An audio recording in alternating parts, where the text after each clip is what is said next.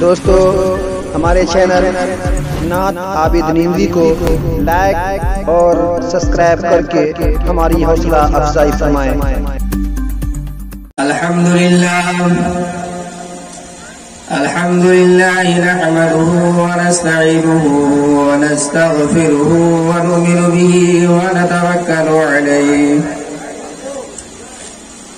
ونعوذ باللہ من شرور انفسنا ومن سیئات اعمالنا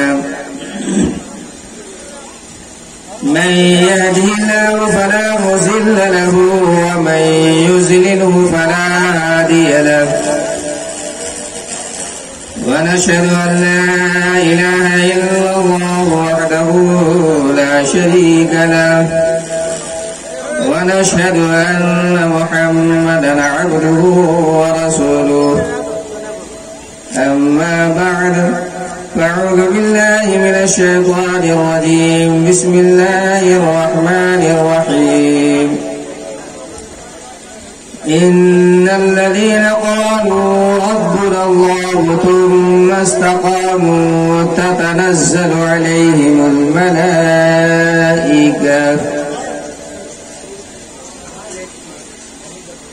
میرے محترم بزرگ اور دوستو اور حاضرین مجلس اور باہر سے ہمارے مہمان حضرات، ابھی میں نے قرآن کریم کی ایک آیت تلاوت کی ہے۔ اس آیت کا ترجمہ یہ ہے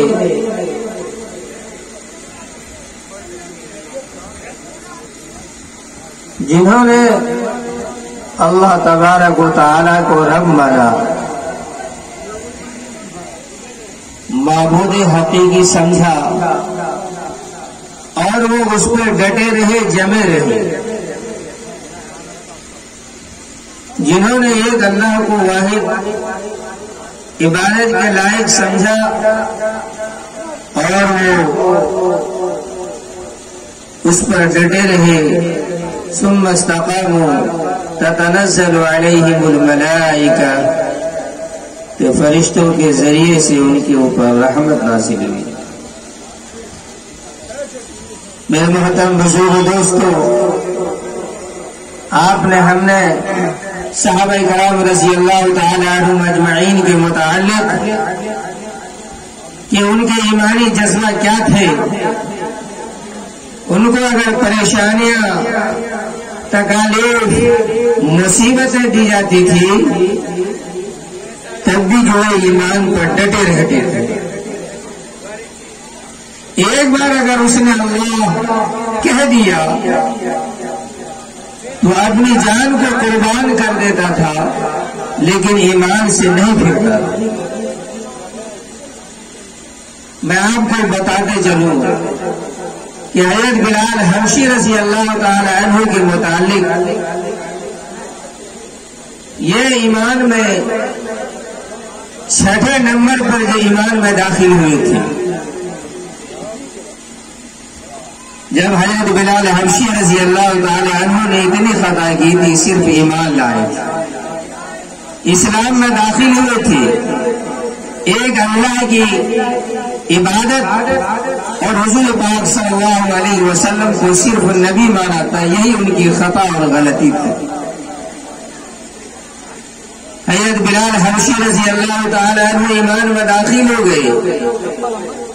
امیہ بن خلف کے غلام تھے۔ ان کو معلوم ہوا کہ حضرت بلال حبشی رضی اللہ تعالی عنہ ایمان میں داخل ہو گئے ہیں، تو ان کو اذیتیں، تکلیفیں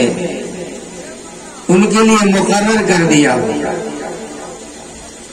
کبھی اپنے غلام کے حوالے کر دیتا تھا کہ ان کو مارو اور پیٹو،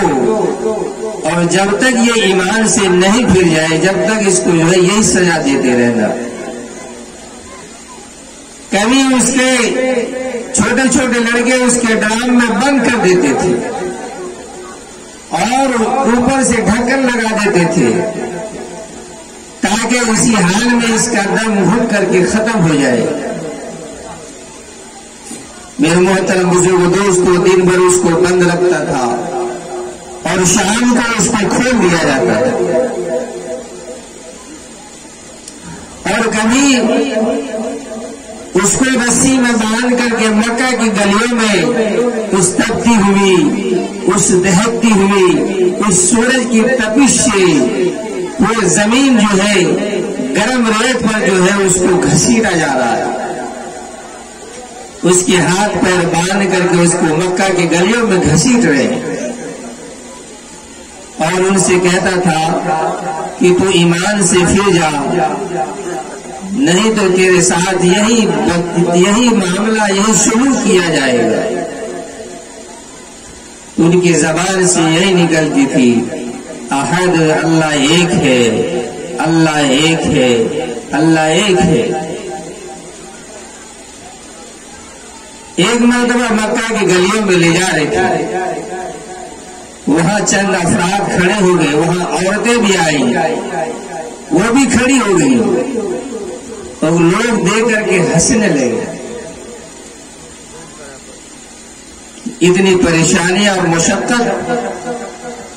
حضرت بلال حبشی رضی اللہ تعالی عنہ نے دیکھا کہ بہت بڑا مجمع ہے، وہ مسکرائے اور کہا اللہ الصمد، کہ اللہ ایک ہے، میرا جان نکل جائے گا، میری جان چلی جائے گی، لیکن میں ایمان سے پھرنے والا نہیں ہوں۔ یہ کیا ہے؟ یہ میسج ہے ہم لوگوں کے لیے کہ میرے بھائی، تمہارے اوپر اگر ظلم کیا جائے گا، تمہیں بھی اگر گھسیٹا جائے گا، تمہیں بھی اگر پریشانیاں دی جائے گی، لیکن تم جان دے دینا، لیکن ایمان کا سودا نہیں کرنا۔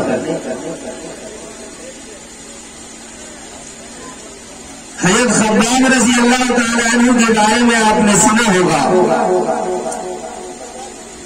کہ حضور پاک صلی اللہ علیہ وسلم ایک مرتبہ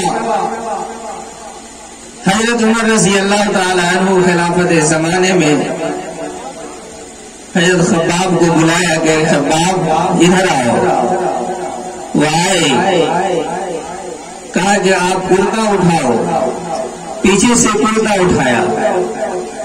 دیکھا کہ اس کے پیٹھ میں ایک بھی گوشت نہیں ہے، صرف ہڈی باقی ہے، صرف ریڑھ کی ہڈی دکھائی دے رہی تھی، باقی کوئی گوشت نہیں تھا۔ پوچھا کہ یہ کیسا ہوا؟ کہا کہ میں جب ایمان میں داخل ہوا تھا تو مکہ کے سردار آگ کے انگارے لگا دیا کرتے تھے اور مجھے اس پہ جو ہے سلا دیا کرتا تھا، لٹا دیا کرتا تھا، اور میرے گوشت اور چربی سے وہ آگ بجھا کرتی تھی، اور روزانہ مسلسل میرے ساتھ میں یہی حالات رہا۔ اسی وجہ سے جو ہے میرے پیٹ میں کوئی گوشت اور چربی باقی نہیں ہے، صرف ہڈی ہی ہڈی نظر آ رہی ہے۔ یہ کس وجہ سے تھا؟ ان کو کس وجہ سے ستایا جا رہا تھا؟ کس وجہ سے پریشانی دی جا رہی تھی؟ کس وجہ سے اس کو تکلیف دی جا رہی تھی؟ صرف ایمان میں داخل ہونے کی وجہ سے اس کو یہ تکلیف ہے، یہ اذیت ہے، یہ مصیبت ہے، یہ پریشانیاں دی رہی تھی۔ لیکن فرمایا ان الذین قالوا ربنا اللہ ثم استقاموا، وہ لوگ تھے جو ایک بار اللہ کہہ دیا تو ساری مصیبتیں اس کے لیے آسان تھی، لیکن ایمان کا سودا کرنا اس کے لیے آسان نہیں تھا۔ صحابہ کرام رضی اللہ تعالیٰ عنہ کے واقعات بھرے پڑے ہیں۔ حضرت صہیب رضی اللہ تعالیٰ عنہ کے متعلق میں آپ کو سناتا ہوں۔ حضرت صہیب رضی اللہ تعالیٰ عنہ جب ایمان میں داخل ہوئے، لوگوں کو معلوم ہوا کہ ایمان میں داخل ہو گئے، ان کو کہا کہ ان کو جو ہے سولی تیار کیا جائے، ان کے لیے سولی تیار کیا گیا، اور ان کے ہاتھ اور پیر باندھ دیے گئے،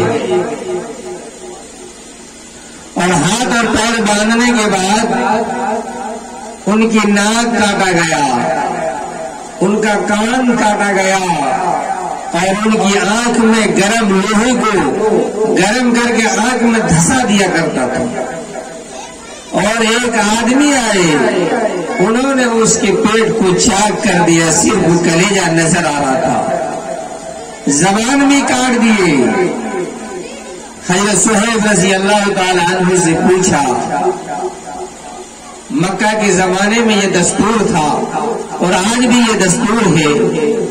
کہ جب کسی کو پھانسی دی جاتی ہے یا کسی کو سولی پہ چڑھایا جاتا ہے تو ان سے پوچھا جاتا ہے کہ تمہاری آخری خواہش کیا ہے۔ ان سے پوچھا گیا کہ آخری خواہش کیا ہے۔ اس کٹے ہوئے ہونٹ سے ان کی آنتیں نکلی ہوئی اور کان کٹے ہوئے، ہاتھ کٹے ہوئے، انہوں نے کہا کہ مجھے جو ہے صرف 2 رکعت نماز پڑھنے کی اجازت دی جائے، میری یہی خواہش اور یہی تمنا ہے۔ کہا ٹھیک ہے، ان کو چھوڑ دو۔ حضرت صہیب رضی اللہ تعالی عنہ انہوں نے جو ہے 2 رکعت نماز پڑھی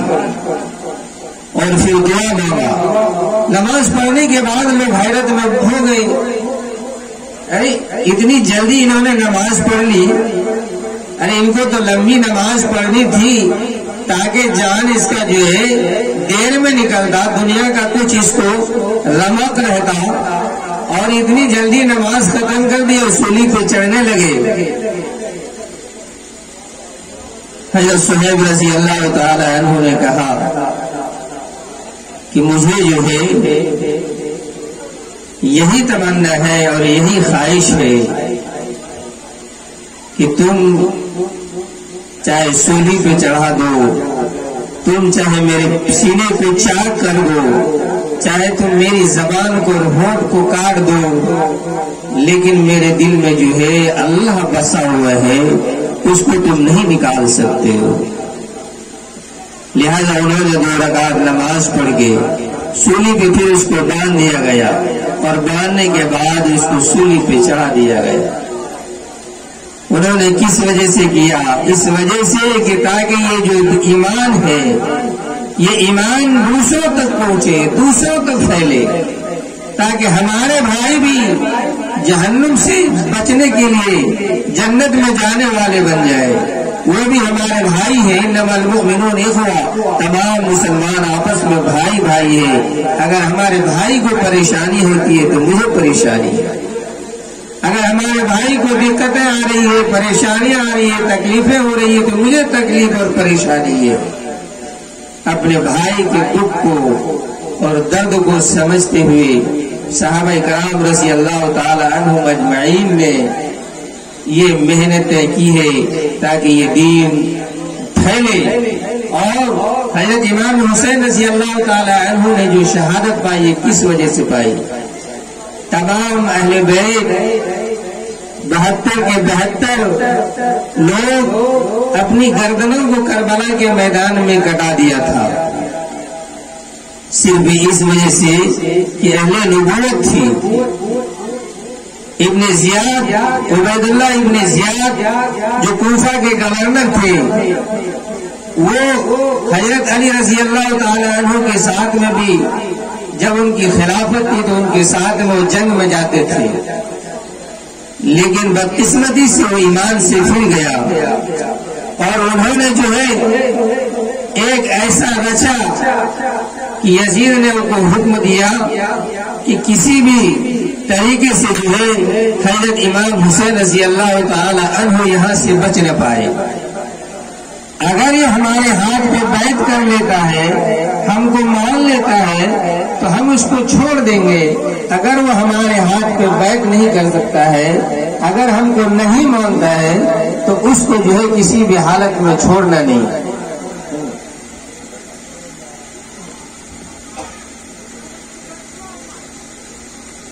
میرے محترم مسلمان دوستو،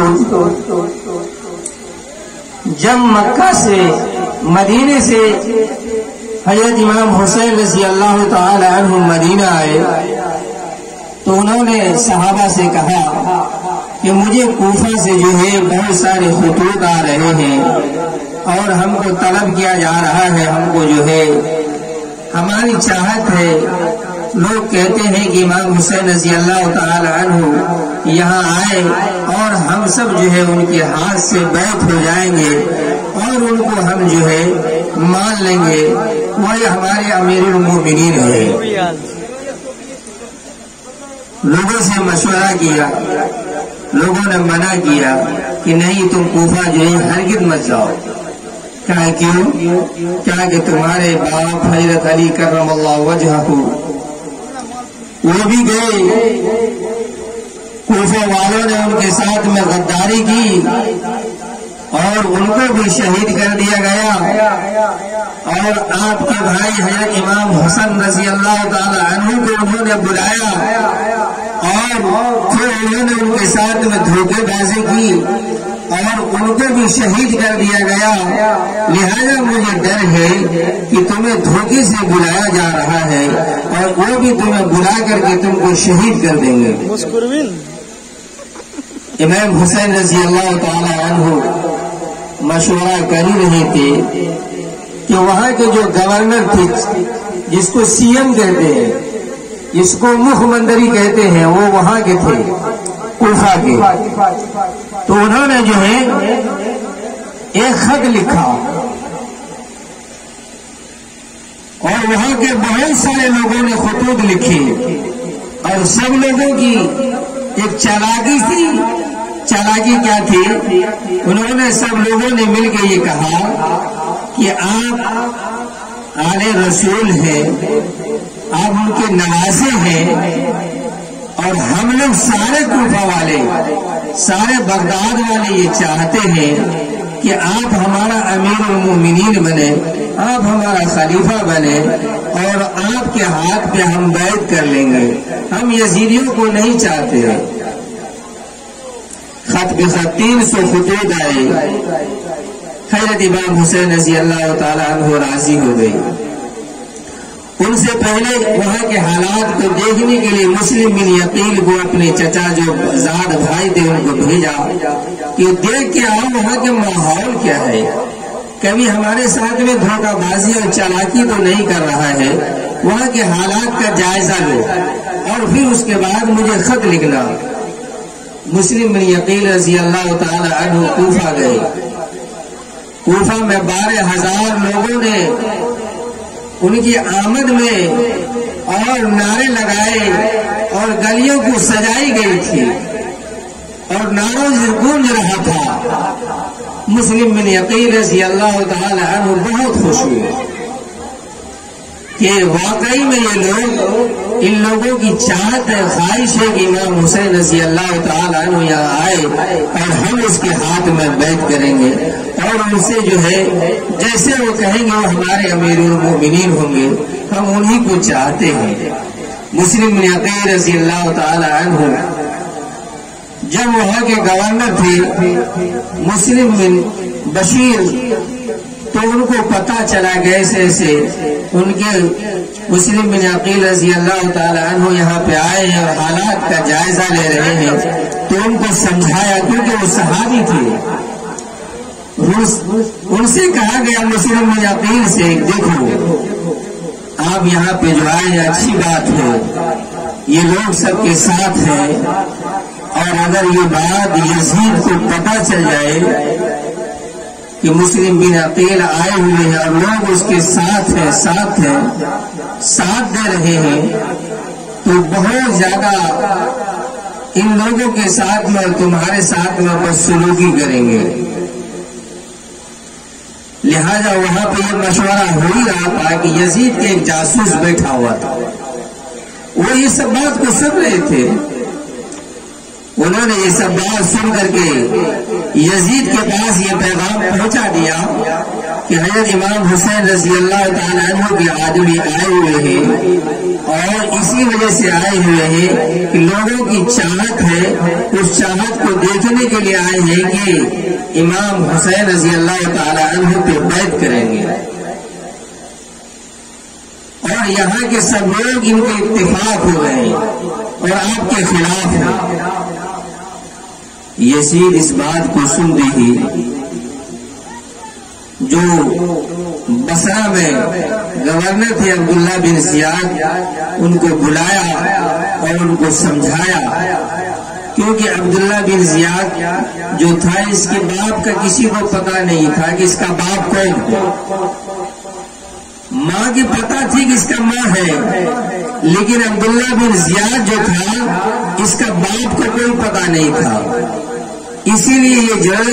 بہت زیادہ زور زبر کرنے والا تھا، کسی کو بات نہیں مانتا تھا، چونکہ اصل کا تھا ہی نہیں۔ لہذا وہاں پہ ایک صحابی جو گورنر تھے ان کو ہٹا دیا، ان کو وہاں پہ مقرر کیا گیا، ان کو جب وہاں پہ مقرر کیا گیا، جو مسلم بن عقیل کے آدمی ہو رہے تھے، سمرتھن تھا، ان کے سب سرداروں کو بلایا اور وائٹ ہاؤس کے اندر جو ہے بلا کر کے ان کو کہا کہ اگر تم یزید کی بات نہیں مانو گے، اگر میری بات نہیں مانو گے تو جتنے تم یہاں پر ہو نا سب کے سب سر قلم کر دے جاؤ گے، سب کو ختم کر دیے جاؤ گے۔ پتا چلا مسلم بن عقیل کو لوگوں کو یہاں سے جو سردار ابن زیاد کے یہاں دفتر میں گئے ہیں وہ سب کو سب قید کر لیا گیا ہے۔ تو مسلم بن عقیل نے ان لوگوں کو کہا کہ ٹھیک ہے، ایک ہم لوگ کام کرتے ہیں کہ چلتے ہیں وہاں پر اور سب جا کر کے ان پہ چڑھائی کر دیں گے اور ہم اپنے آدمیوں کو چھڑا کر کے لے آئیں گے۔ لہذا مسلم بن عقیل اور 12,000 آدمی لے کر کے وہاں پہ آئے، گیٹ بند تھا، کہا کیا بات ہے، کیسے آنا ہوا ہے؟ کہا کہ ہمارا آدمی یہاں پہ ہے، ہم اس کو چھڑانے کے لیے آئے ہیں۔ عبید اللہ بن زیاد نے کہا کہ دیکھو سرداروں، اگر تم ان لوگوں کی بات مانو گے تو جتنے تم یہاں پہ میرے انڈر میں ہو سب کے سب ختم ہو جاؤ گے، سب کے جو ہی گردنیں تلوار سے اڑا دی جائیں گی۔ اب وہ لوگ پریشان ہوئے، اتنا بڑا واقعہ ہم لوگوں کے ساتھ میں ہوگا۔ کہا ایک کام کرو، تم چھت پہ کھڑے ہو جاؤ۔ عبداللہ بن زیاد نے کہا ان سرداروں سے تم چھت پہ کھڑے ہو کر کے یہ کہہ دو کہ ہم لوگ تمہارے ساتھ نہیں ہیں، ہم تو عبداللہ بن زیاد اور یزید کے ساتھ میں ہیں۔ جب یہ بات سنی، اگر تم ان کی بات نہیں مانو گے، اور یہ بھی کہلوا دیا کہ اگر عبداللہ بن زیاد کی بات تم لوگ نہیں مانو گے یہ تمہارے ساتھ میں قتل و قتال کریں گے اور سب کی گردنوں کو اڑا دیں گے۔ لہذا کوفی جو کہتے ہیں دو کے باز کو کہتے ہیں، رنگ کو بدلنے والا، وہ لوگ بدل گئے۔ مسلم بن عقیل کو جو ہے انہوں نے چھوڑ دیا اور ابن زیاد اور یزید کے ساتھ میں ہو گئے۔ مسلم بن عقیل اور ان کے ساتھ میں 2 بچے تھے، بیٹے تھے چھوٹے چھوٹے، ابن زیاد نے ان دونوں کو قتل کروا دیا، تینوں کو، اور تینوں کو قتل کروا دیا اور وہاں سے یہ پیغام بھیج دیا تھا پہلے ہی کہ امام حسین رضی اللہ تعالی عنہ آئے، ہم لوگ بیعت ہوں گے۔ لہذا ابن زیاد نے وہاں فوج تیار کی اور فوج تیار کرنے کے بعد جب امام حسین رضی اللہ تعالی کوفہ کربلا کے میدان میں پہنچتے ہیں تو ابن زیاد کی فوج، یزیدیوں کی فوجوں نے جو ہے اس کو گھیر لیا، چاروں طرف سے گھیر لیا اور گھیر کر کے جو ہے اس کا پانی کھانا سب بند کر دیا۔ 9 محرم کی تاریخ تھی، یزیدیوں نے، ان کی فوجوں نے کہا، صدر جلجوش نے کہا، انہوں نے کہا کہ ایک بات ہے، اگر تم بات مان لو گے تو تم کو سب کو جو ہے چھوڑ دیا جائے گا، اگر تم بات نہیں مانو گے ابن زیاد اور یزید کی تو سب کے سب تمہارے سر قلم کر دیے جائیں گے۔ حضرت امام حسین رضی اللہ تعالی عنہ نے کہا ٹھیک ہے، آج کی یہ تاریخ کے دن کو جو ہے معطل کیا جائے تاکہ ہم کچھ مشورہ کر لیں۔ امام حسین رضی اللہ تعالی عنہ تاریخ کو مشورہ کر رہے ہیں، جو ان کے ساتھ میں تھے ان سے کہا کہ دیکھو یہ لوگ جتنے ہیں یہ تمہارے خون کے پیاسے نہیں ہیں بلکہ میرے خون کے پیاسے ہیں، اس لیے میں تم کو مشورہ دیتا ہوں، میں یہ کہتا ہوں کہ آپ جتنے بھی میرے ساتھ میں سب کے سب واپس چلے جاؤ، اور یہ ہمیں نہیں چھوڑیں گے، مجھے پتا ہے یہ ہمارے خون کے پیاسے ہیں، ہم کو اکیلا چھوڑ دو۔ ان کے ساتھ میں کہا کہ یہ کیسے ہو سکتا ہے کہ میں آپ کو چھوڑ دوں، لہذا ان کو چھوڑا نہیں، اور ان کی فوج 5000 فوج آئے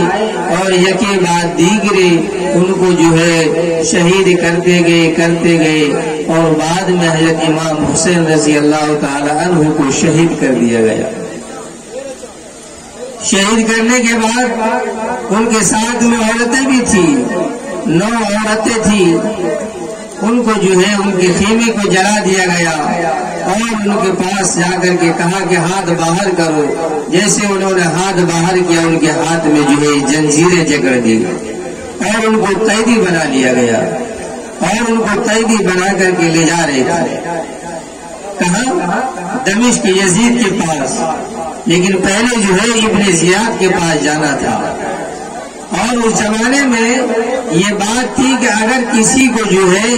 پکڑا جاتا تو ان کا سر قلم کر دیا جاتا تاکہ دکھانے کی ثبوت کے طور پر کہ ہم اس کو مار دیے۔ حضرت امام حسین، علی اصغر، علی اکبر، حضرت ابن عباس رضی اللہ تعالیٰ عنہ سب کے سب جو ہے سروں کو جو ہے نیزے پہ لگا لیے تھے اور جا رہے تھے خوشی خوشی میں جھومتے ہوئے، راستے میں جو ہے جا رہے تھے، وہاں پہ ایک گرجا گھر ملا، ایک وہاں پہ جو ہے پادری تھا،